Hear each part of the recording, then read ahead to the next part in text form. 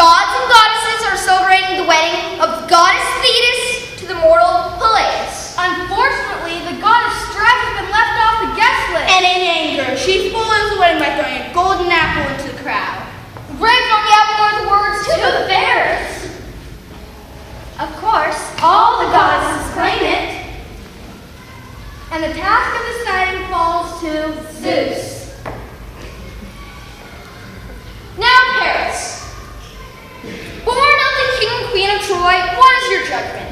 Before you stand Hera, queen of the gods, Athena, the goddess of wisdom, and Aphrodite, the goddess of love. all are fair. Never have I seen such beauty. It is too difficult to decide.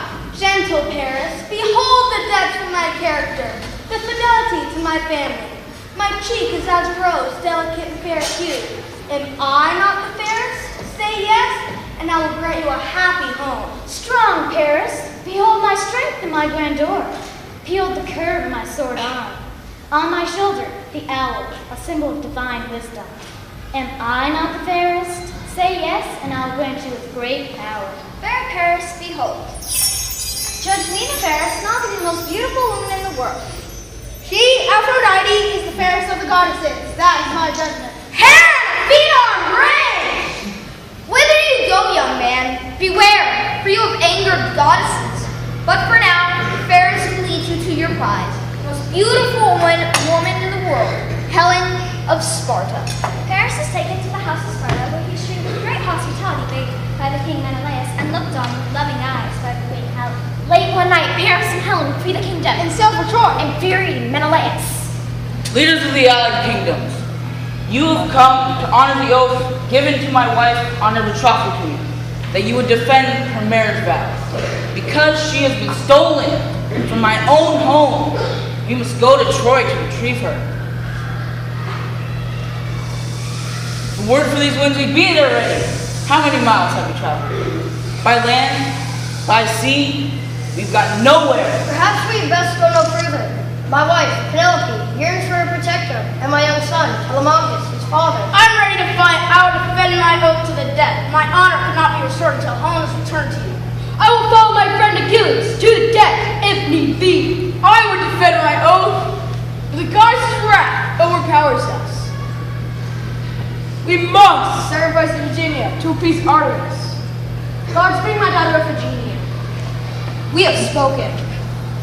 My daughter Virginia would not go like a lamb to the slaughter.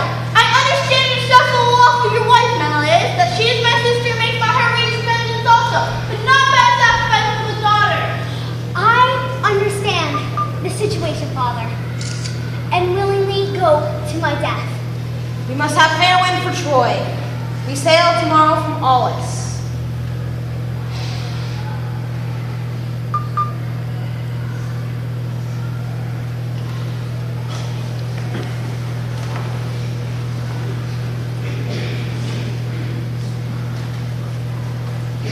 The Greeks get their fair wind for Troy. But once on the shores of Iliad, they're faced with great walls and the city itself. For 10 years the Greeks lay siege. Soldiers fan out to the countryside, up and down the coast, burning and looting neighboring villages. Look at the gold we have pillaged. Divide up, Ajax. Behold, this fine slave, daughter of priest Apollo. Speak, what is your name? I am Briseis, daughter of Briseis, priest of Apollo. I understand you've been raiding the villages. Apollo's been angry, raining down plaintive dares on the soldiers. I've been forced to give up my slave in hopes to spare us more misery. As leader, I command you to give me this girl to make up for my loss. Deliver her to my tent immediately. I refuse to give up my slave. My dear friend, you must obey your commanding officer. No good can come of disobedience, and trickery can turn deadly. Take her to Agamemnon, Patroclus. But he will pay for this. I refuse to fight. When the others learn of it, they will not fight. What chance will he have then?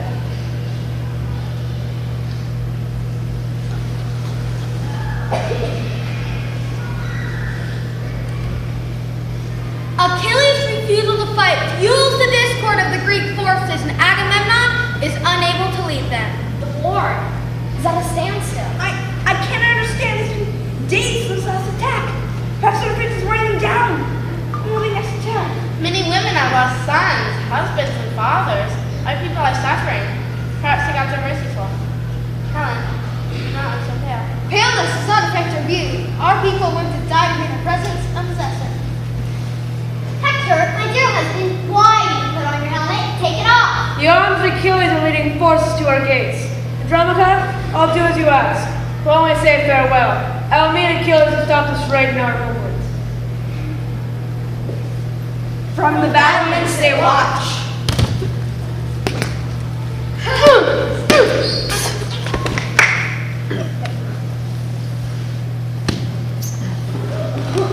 Father! Behold the arms of Achilles!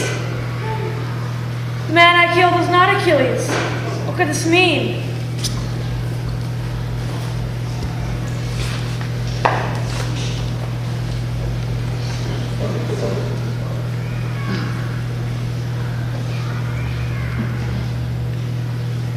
Achilles!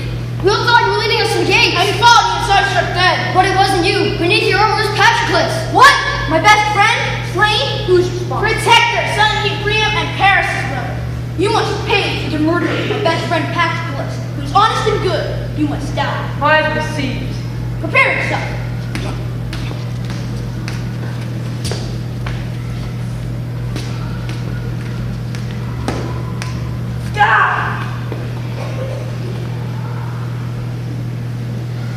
To the astonishment of all, Achilles ties Hector to his chariot and drags him around and around the outer walls of Troy.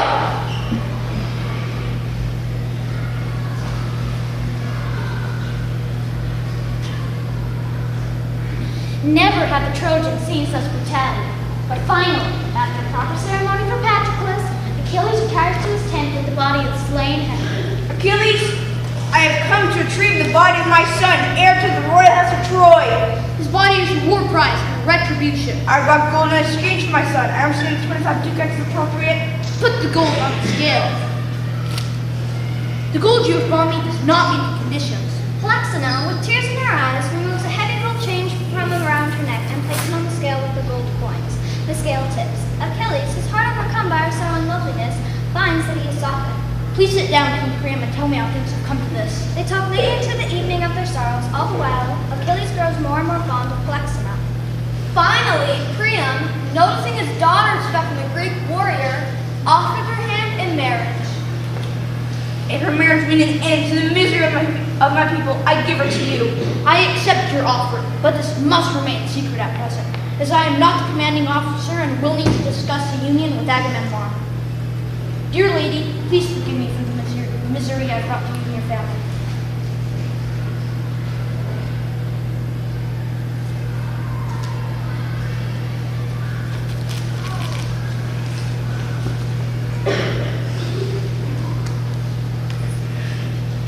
The next day, Achilles sneaks out of camp and meets Polyxena at the temple of Apollo. This is not the first of their meetings. They have spent much time together talking about their families and their future. As they talk, Achilles grows to love her and look forward to the end of the war. Tell me once more about your trips to the oracle at Delphi. There will be no more tales to tell, save for tell of your death. Polyxena, how could you so willingly throw away your future? My future was destroyed when you came my brother Hector. I despise you and take pleasure in avenging my brother's death. We're near. It's a good thing we followed him. I knew he was up to something. What has happened? He's slain. Whoa.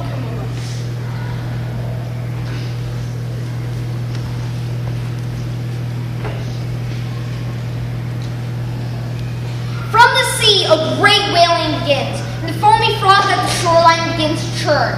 The sea is to stir. Great is my woe, my son Achilles, taken from me, after I worked so hard to keep him from harm's way. Great Zeus, release him from her pain. As a babe, I held him by his heel and dipped him into the immortal waters of the river Styx, which give everlasting life. Achilles heals his only weakness. Great Zeus, show your mercy. As a youngster, I gave him the best tutor boy could have, Chiron, the centaur, master of arms and learning. Great Zeus, her misery is endless. As a man, I hid him on the island of Skytroy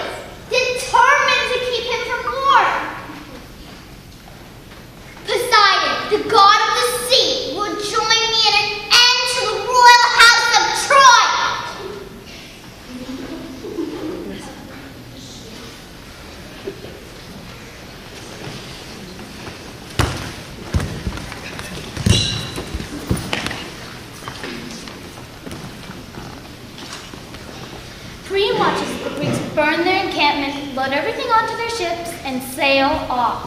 Puzzled, Priam assembles a group which includes his daughter Cassandra and Laocoon, priest of Apollo. They investigate down at the beach. What is this? A giant wooden horse? Perhaps it is a gift to a god or goddess. Beware the blood of the citizens of Troy. Cassandra, you don't know what you see. It is a majestic structure. Let us take it into the city. Surely it is meant as an offering. Perhaps to clean up the Greek violation of the temple. Take not this strange gift, which is an omen and the end of us all. Laocoon, priest of Apollo, you speak too hastily. Let us examine it further. Heed our warning, the end is near.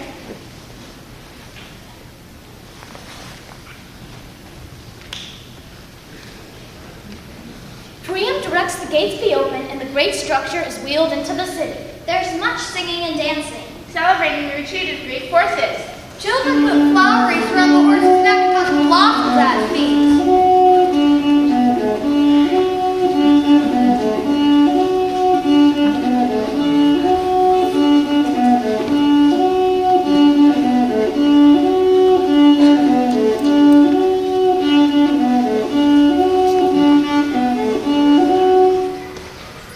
The festivity lasts until early morning. And when the last soldier on guard has fallen asleep, the belly of the horse opens up! I told you my plan would work. They're ours for the taking. Round up the royal family and burn the city so that nothing's left standing higher than my knee. The ancient city falls. As the queen of Troy, I beg mercy for my family. As the queen of Troy, you have no voice. As the leader of the Greek forces, I desire Cassandra, your lovely daughter. And for her part in the death of brave Achilles, your other daughter, Polyxena, will be sacrificed on his tomb. And I will take you, Hecuba, home to Ithaca to help with my wife and my son. Andromache, wife of Hector, step forward. You will be given to Neptunus, son of Achilles. Why do you hide yourself? Who tugs at your gown? Take the child from her. You've taken my son, my husband, and now my grandson. Have mercy. The heir of the royal house of Troy shall not live. Throw him from the walls. Gather the gold and roll the ships. After 10 long years, we have finally returned Helen to her husband and can go home.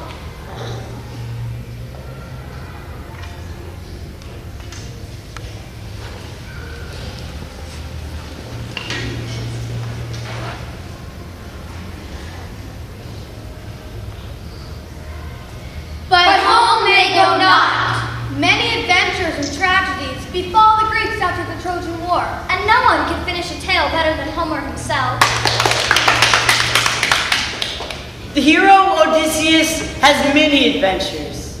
Between Troy and his island home of Ithaca, near Sicily, he encounters a Cyclops, a sorceress, beautiful but deadly sirens, and a host of supernatural horrors.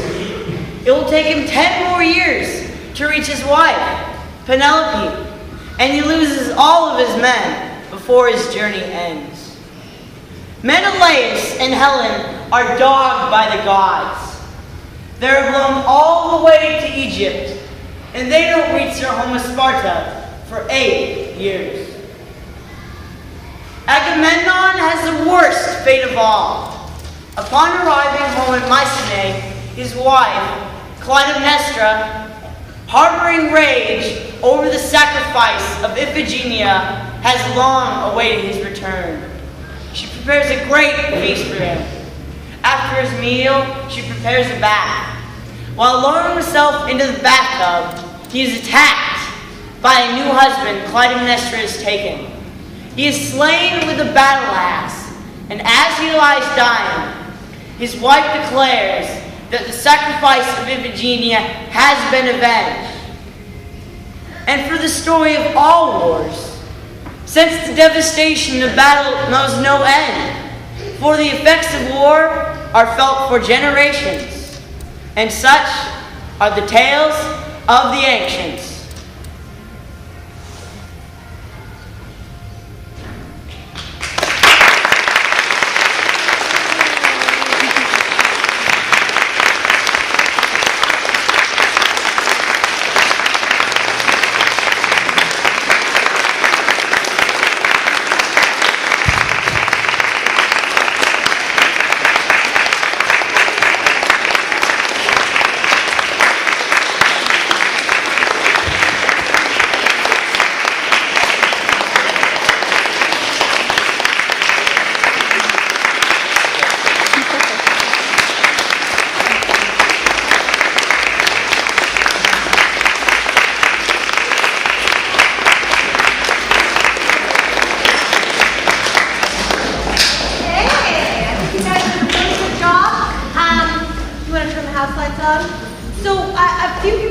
questions in the beginning, and I'd like to give you about 5 minutes, is that okay, teachers?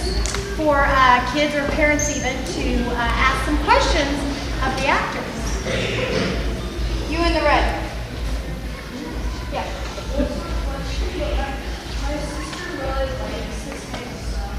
Oh, that's good.